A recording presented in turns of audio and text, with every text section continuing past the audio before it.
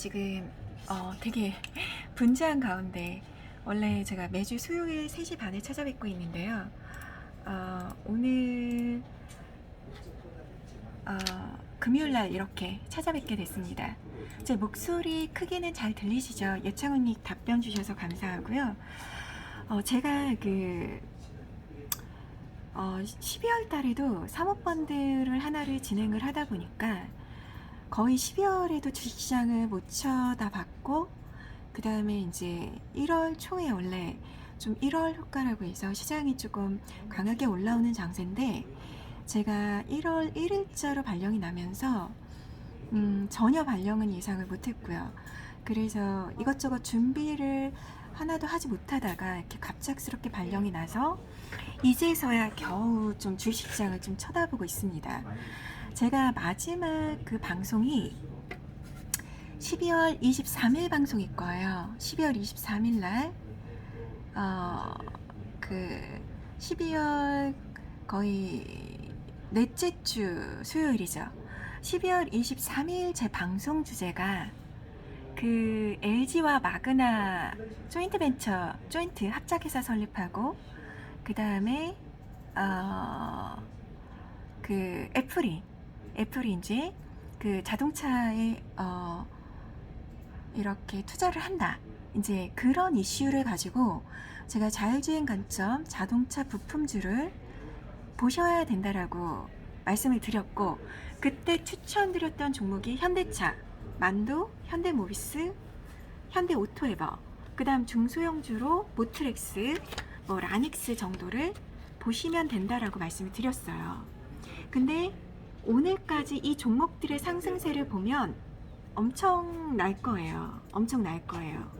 지금 제가 그때 12월 23일 방송도 정말 주식시장을 하나도 못 쳐다보면서 엄청나게 바쁜 와중에 제 눈에 그냥 들어온 게 LG전자와 마그나와의 합작, 그다음 애플이 자동차 쪽에 이제 투자가 된다, 2027년에 완성한다, 이러면서 제가 자율주행을 컨텐츠로 잡았었고, 방송 주제를.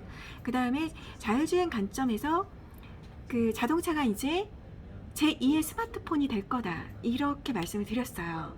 그러면 앞으로 제2의 스마트폰이 될 때 자동차를 하드웨어 관점에서 바라볼 게 아니라 이 AI라든지 이런 시스템, IT가 되게 중요하기 때문에 소프트웨어 관점에서 자동차를 바라봐야 된다라고 말씀을 드렸어요.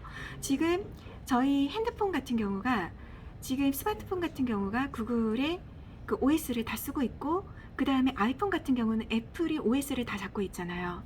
저희 스마트폰도 이런 소프트웨어, 이런 OS가 중요하듯이 저희가 딱 보면 아이폰 같은 경우는 애플이 OS를 다 잡고 있죠. 그 다음에 저희 삼성 스마트폰이라든지 안드로이드 기반은 구글이 다 이 OS를 잡고 있는 거거든요.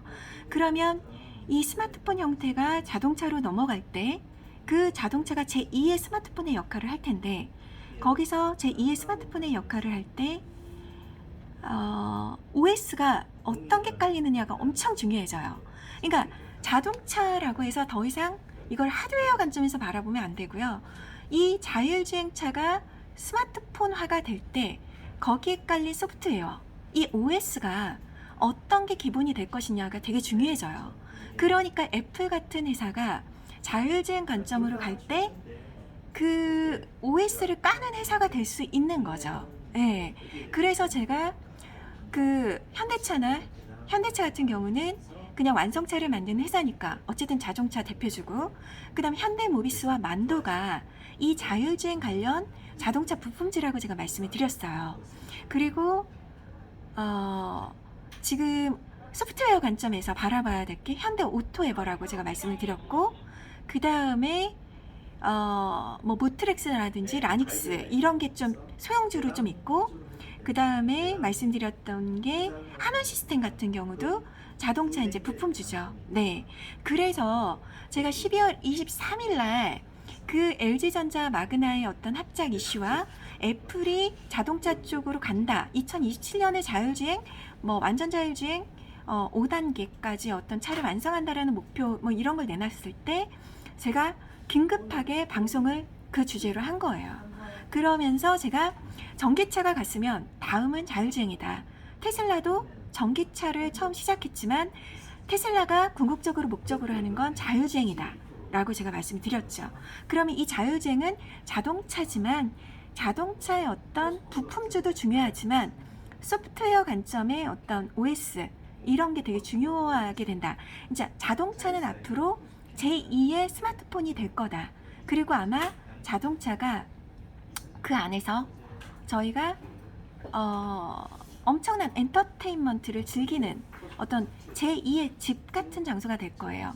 저희가 지금 쓰고 있는 이 스마트폰이 자동차로 그대로 옮겨가는 그런 세상이 온다고 보시면 됩니다.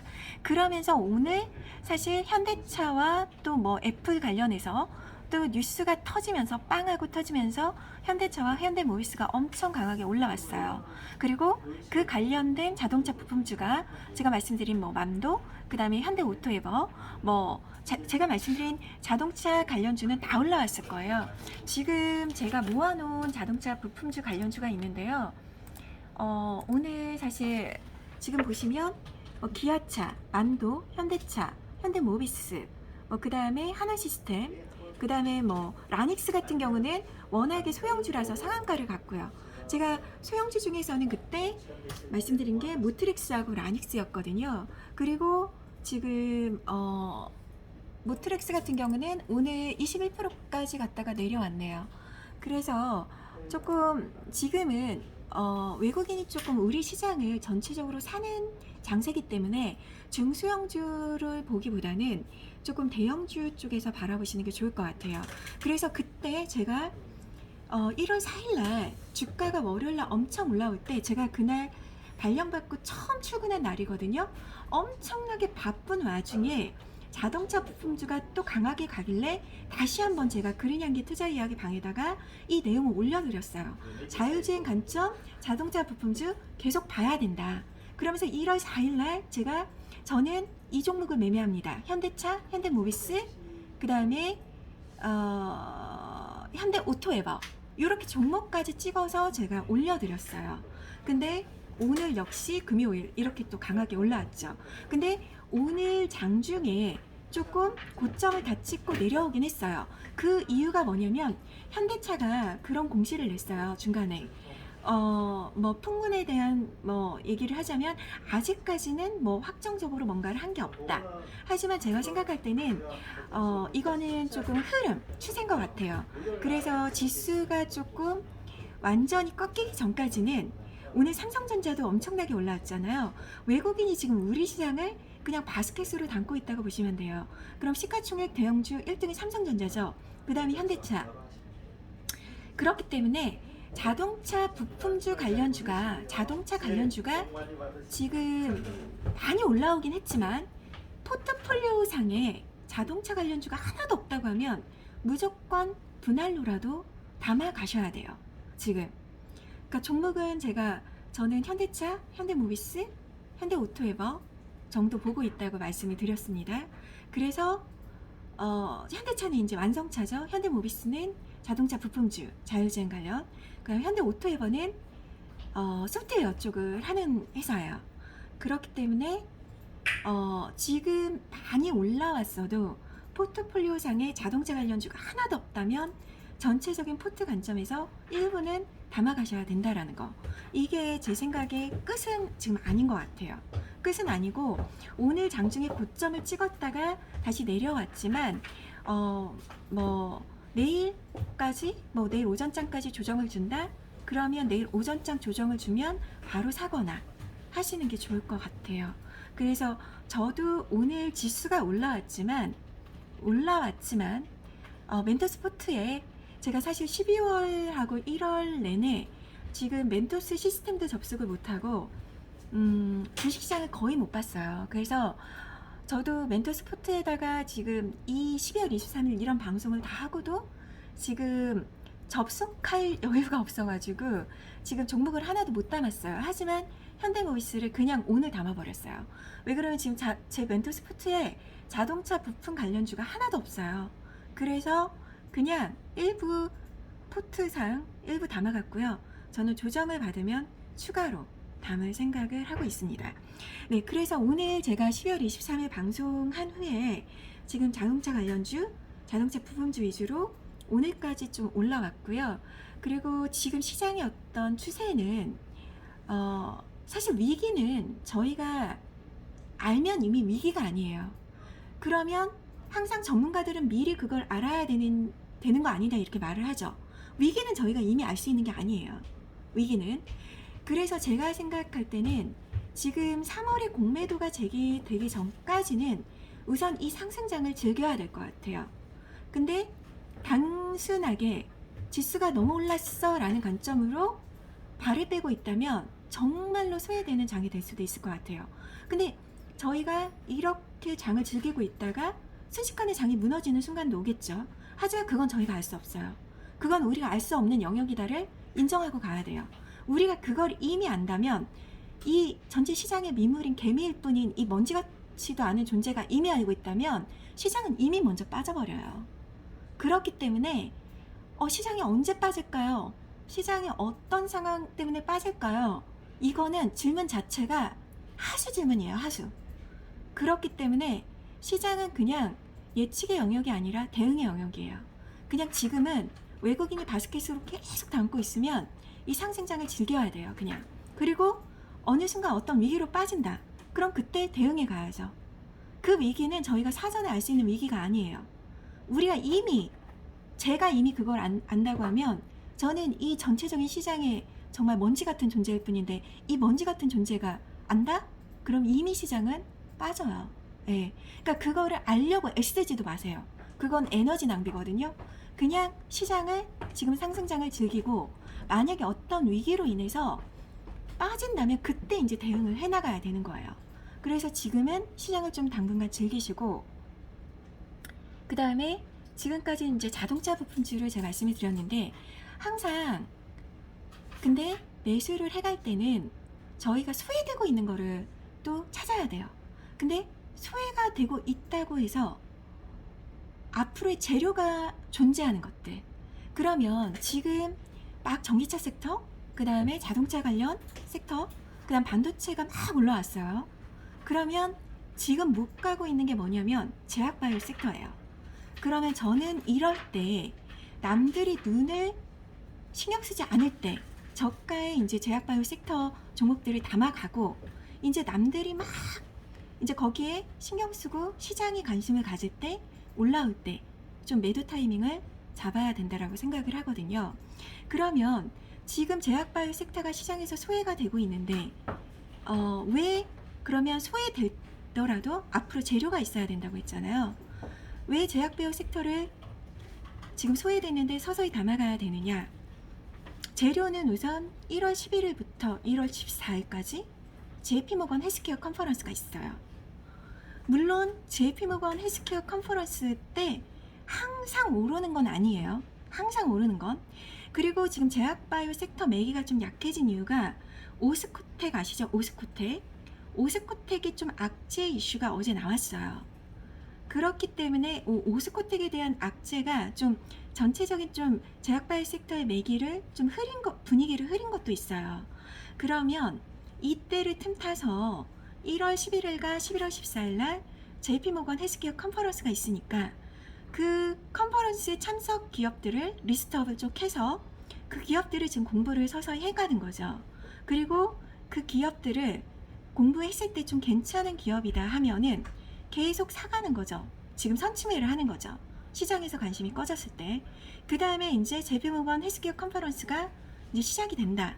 그러면 그때 뭐 이슈가 또 나오겠죠. 뭐 어떤 기업은 뭐 어디 빅파마랑 어떤 얘기를 막 했다.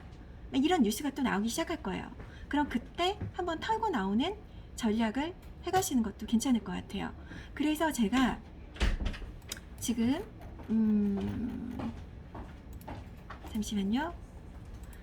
JP모건 헬스케어 컨퍼런스 참가 기업을 제가 올려드렸어요. 이미. 잠깐만요.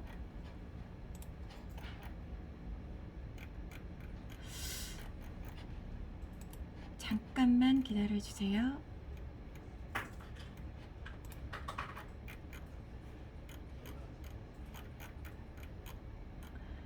JP모건 헬스케어 컨퍼런스 참가 기업 올려드린 거 보셨나요? 네, 게시판에 아마 보셨을 거예요. 제가 지금 보면은요, 지금 상장한 지 좀 된 기업들을 보면은 우선 삼성바이오로직스, 한미약품, 제넥신, 메드팩토, 페트론, 바이오리더스, 크리스탈 지노믹스, ABL 바이오, 오스코텍, 엔지캠 생명과학이 참석을 해요. 우선 삼성바이오로직스하고 한미약품 같은 경우는요, 대형주기 때문에 당연히 그냥 참가를 하고요. 근데 이런 대형주는 JP모건 헬스케어 컨퍼런스에 참석한다고 해서 올라가진 않아요. 그 재료는 올라가지 않고요. 제가 좀 좋게 보는 게 제넥신하고 메드팩토예요. 제넥신하고 좀 메드팩토는 관심 있게 보시면 좋을 것 같고요. 그 다음에 ABL 바이오 같은 경우가 지금 약간 플레이를 좀 잘해요. ABL 바이오가 이제 제가 생각할 때는 저희 국내에서는 이중항체 탑이라고 생각을 하거든요. 근데 ABL 바이오는요, 항상 어떤 JP모건 헬스케어 컨퍼런스라든지 제약바이오 학회를 참석할 때 항상 어떤 뉴스를 좀 터트리는 그런 기업의 성격이에요. 그래서 제가 조금 관심 있게 보는 건 제넥신, 메드팩토, 그 다음에 ABL 바이오 정도 좀 관심 있게 보시고요. 그 다음에 이제 오스코텍 같은 경우가 어제 악재가 나왔는데, 오스코텍 같은 경우는 유한양향에다가 에러를 했죠. 그래서 좀 약간 오스코텍 같은 경우는 좀 진카 기업이에요. 진카. 저희가 진카 막 뻥카라고 얘기하잖아요. 근데 오스코텍은 뭐 장기적인 관점에서 바라볼 때 이런 악재가 있을 때는 서서히 담아두는 것도 좋을 것 같아요. 근데 악재가 터졌기 때문에 단기에 막 급등한다 이렇게 보긴 힘들 것 같아요. 근데 장기적으로 보면 진카 기업이기 때문에 레이저 티닙에 대한 얘기도 계속 나올 수 있고요. 그래서 이런 악재가 터졌을 때는 진짜 장기적인 관점에서 바라본다면 서서히 악재로 인해서 주가가 빠졌을 때 담아가는 것도 괜찮을 것 같아요. 그 다음에 비교적 신규 상장주에 해당되는 참가 기업은 앞타바이오하고, 그 다음에 SCM 생명과학, 셀리버리, 그 다음에 고바이오랩, 올릭스, 이오플로우 정도가 돼요. 우선은 여기서 좀 좋게 보는 거는 올릭스는 단기적인 관점에서 제가 좋게 보는 기업이 아니고요. 저는 올릭스라는 기업을 사실 비상장 때부터 봤어요. 이게 이제 RNA 간섭 기술인데요. RNA 간섭 기술이라는 건 뭐냐면, 저희가 신약이라고 했을 때 어떤 병이 걸렸을 때 치료를 하는 게 화학 치료제가 있었죠. 그거는 화학합성 기호식이죠. 그 다음에 이제 막 제약바이오 섹터가 막 붐이 불기 시작한 때부터 갑자기 바이오 관련 치료제가 나오기 시작해요. 그리고 나서 저희가 소위 말해서 핵산 치료제라고 하는 게 뭐냐면, 핵산 치료제라는 건 DNA와 RNA를 건드리는 거거든요. DNA하고 RNA를 저희가 핵산이라고 얘기하거든요. 그러면 올릭스 같은 경우는 이 RNA를 간섭을 하는 거예요. 쉽게 얘기해서 저희가 암이라는 게 어떤 게 걸렸을 때, 암도 하나의 세포잖아요. 그럼 그 세포가 크기 위해서는 먼저 DNA에서 그런 물질이 나와요. 그럼 이게 RNA로 바뀌면서 메신저 RNA라고 해가지고요. 이게 mRNA라고 하거든요. 그 메신저 RNA가 또 저희가 말하는 리보솜 쪽으로 가요. 그럼 거기서 세포 단계로 이렇게 확장을 하게 되는 거거든요. 그럼 RNA 간섭이라는 건 뭐냐면, 이 mRNA가 그 리보솜으로 옮겨가는 단계, 세포로 커지기 직전에 그 RNA를 간섭을 하겠다라는 거거든요. 그 RNA를 간섭해서 더 이상 세포로 크지 못하게 한다라는 게 RNA 간섭 기술이에요. 엄청나게 획기적인 기술인 거죠. 그러니까 어떻게 보면 이 암세포가 더 이상 자라지 않게 사전에 그 리보솜으로 가서 세포를 성장하기 직전에 RNA 자체를 차단시키겠다라는 거예요. 근데 이 기술이 엄청나게 힘들어요. 왜 그러냐면 그 RNA를 만들었다 하더라도 신체에 주입하는 게 너무 힘들거든요. 그래서 사실 올릭스 같은 경우는 이 RNA 간섭 기술을 갖고 있음에도 이 전달하는 기술이 너무 힘들기 때문에 국소, 주사로 우선 나서 하는 것부터 하고 있어요. 그게 이제 비대응터 치료제하고 눈 쪽, 눈 쪽을 이제 하고 있는 거거든요. 그리고 올릭스 같은 경우는 최근에 이제 밸류업이 돼서 한번 올라온 거는 갈락 기술이라고 있어요. 갈락. 근데 제가 이것까지 설명하려면 너무 오랜 시간이 걸리기 때문에 우선 갈락이라는 기술은 지금 RNA 간섭 기술을 하고 있는 글로벌 회사가 엘랄람이 있고요. 그 다음에 되게 많아요. 아이오니스도 있고요. 근데 엘랄람이 그 올릭스와 비슷한 RNA 간섭 기술을 하는 회사고요.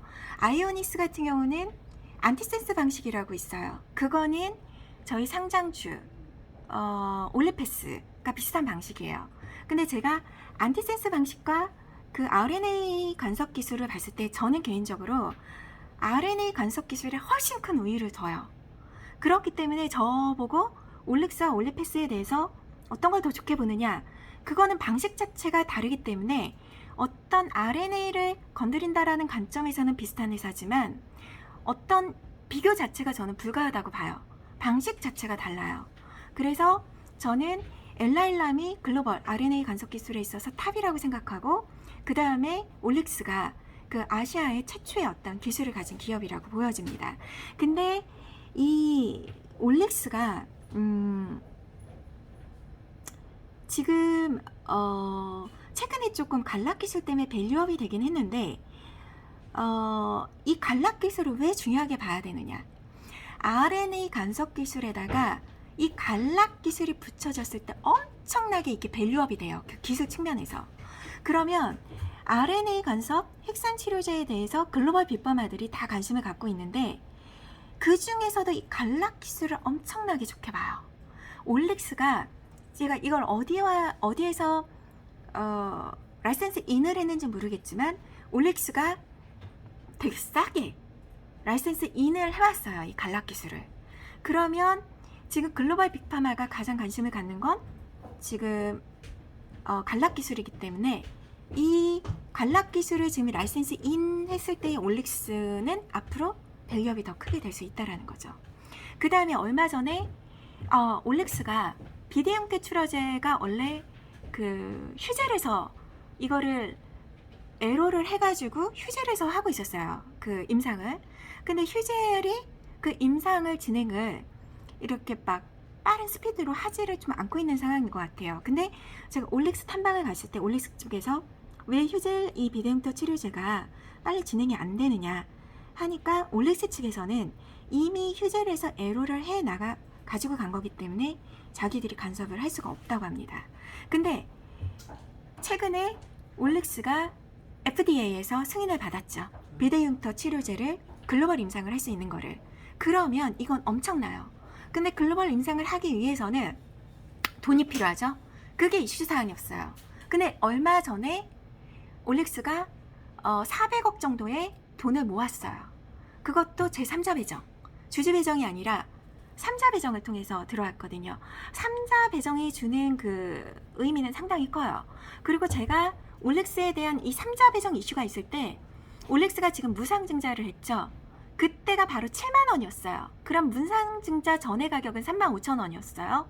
지금 올릭스 가격이 얼마죠?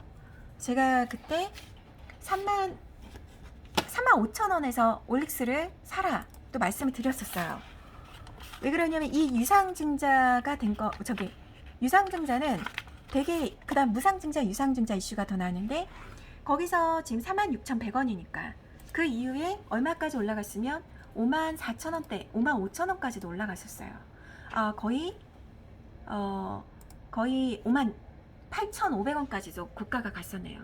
제가 그게 바로 그 유상 무상증자 공시가 나온 게 11월 4일 5일이었어요. 그리고서는 바로 50%가 거의 보름 일주일 보름 만에 50%의 상승률을 보였죠. 그래서 아마 그때 방송을 듣고 사신 분들은 단기에 50%의 수익을 보셨을 거예요. 그 다음에 이오플로우도 이게 되게 좋은 기업이에요. 지금 사실 이오플로우 같은 경우도 제가 이제 비상장 때부터 봤었던 기업이고요. 운용사 쪽에 펀드를 담아서 저는 이거를 들어갔었어요. 비상장 때. 그리고 물론 12월에 엑시스를 하긴 했습니다. 12월에. 근데 이제 이오플로우가 너무 이렇게 많이 올라온 값은 없지 않아 있어요. 지금 이오플로우 시총이 지금 7,900억이거든요. 근데 저는 1조는 갈 거라고 이제 보고 있습니다. 이오플로우가. 그래서 최근에 이제 제약바이오 섹터가 전체적으로 조정을 받으면서 이오플로우도 조정을 받고 있는데 조금 이렇게 제약바이오에 관심을 두지 않을 때 지금 JP모건 헬스케어 컨퍼런스 참가 기업을 제가 다 짚어드리고 있어요. 그리고 조금 그 중에서도 제가 좋게 보는 기업들, 그러면 서서히 매수를 해 가셔서 JP모건 헬스케어 컨퍼런스 때 막 이슈화가 된다. 그럼 그때 털고 나오시는 전략도 괜찮을 것 같아요. 우선 상장한 지 좀 된 기업들을 보시면 제가 좋게 보는 거, 제넥신, 메드팩토, 그 다음 ABL 바이오 정도, 그 다음에 오스코텍 같은 경우는 단기 악재 이슈가 있지만 장기적인 관점에서는 이 악재로 인한 하락을 저가 매수 기회로 삼으셔도 될 것 같고요. 그 다음에 비교적 신규 상장주로는 올릭스, 이오플로우 정도를 보시면 될 것 같습니다. 네, 오늘 방송은 제가 12월 23일 방송에서 자율주행 관점에서 자동차 관련주, 자동차 부품주를 봐야 된다라는 그런 방송에 대한 사후 어떤 그 이후에 추천주에 대한 어떤 거를 또 안내를 드렸고요. 그 향후 흐름, 오늘까지도 그래서 자동차 관련주가 많이 올라왔습니다. 현대차, 현대모비스, 현대오토에버, 그 다음에 소형주로 모트렉스, 라닉스 정도, 네, 만도.